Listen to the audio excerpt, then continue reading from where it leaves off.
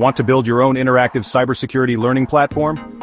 In this series, I'll guide you step by step through creating Bandit GUI, a web app to help you learn security concepts.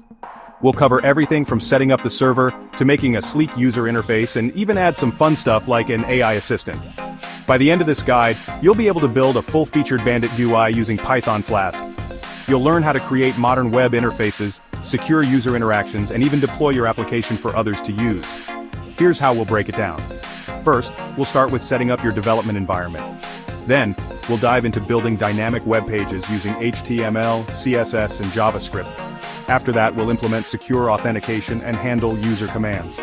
Finally, we'll wrap it all up by structuring our application for easy scaling and maintenance. Now let's talk about the technical foundation. This guide leverages Flask for the backend and HTML/CSS/JavaScript for the front end. We'll explain how Flask integrates seamlessly with these front-end technologies.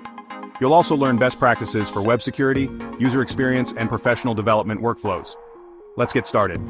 In the next step, we'll set up the basic Flask app. See you there.